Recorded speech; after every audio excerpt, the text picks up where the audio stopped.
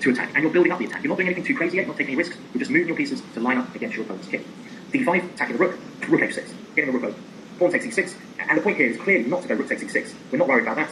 Knight to c5, bringing in our knight. We want to take that pawn with our knight, keeping our rook on this great square. Knight to d4, and now, is there an immediate win? We have a look at the most forcing move. Is rook takes h2, that's rubbish. If it's not an immediate win, you bring in reinforcements. Bring in the big guns. Queen h4. h3 is the only way to avoid mates, and again, is there an immediate win? Can't see them. What pieces are not doing anything? Well, rook on a8. Have we got time to bring it in? Yes, we have, because we need to guard this pawn. Rook to f8, and now every piece is attacking.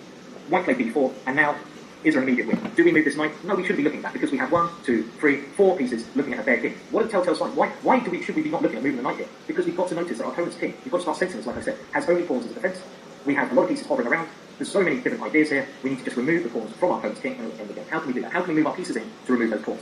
When your opponent moves a pawn in front of his king, that generally becomes the main target. So h3, I would say, is the main target in this position. That's our point of contact. So how do we attack that? Knight g5. Just simply aiming to take on h3 and blast open the king. Knight takes f5, desperation. Rook takes f5. Bishop g4. This is total desperation. But, if the rook moves, if we suddenly go backwards, we lose our knight. But then again, look how many pieces we are attacking. 1, 2, 3, 4, 5. And white only has a bishop defending. So common sense, if we just do a simple arithmetic, a simple addition here, would say there must be a win. So you shouldn't be looking at anything except for a forcing move here. We don't need to bring any more reinforcements because all our reinforcements are attacking. So here is the kind of position which, through instinct, you should sniff as a win, and now it should be easy to find it. Well, it might take a little bit, of course, get ready to pause and give that a little bit of time before I move on to find the win. And of course, it's going to do with the main point in front of white's king, h3 again. That is our point we want to blast open for a lot of forcing moves. And I want you to try to work this out as far as you can to checkmate, because it's the kind of thing, through forcing moves, you should be able to see. Force your way through. Pause now. Well, knight takes h3. It is undoubtedly the first move you have to look at.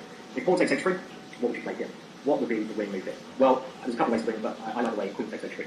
And again, there's so many threats here. White has to take queen, and now rook g5, and we're going to have mate coming up very, very short. Instead, the same thing happens again. Bishop takes h3, and now what's the move here? Blast our way through. Queen takes h3, and now rook g5 check, and again, it's going to be mate very soon.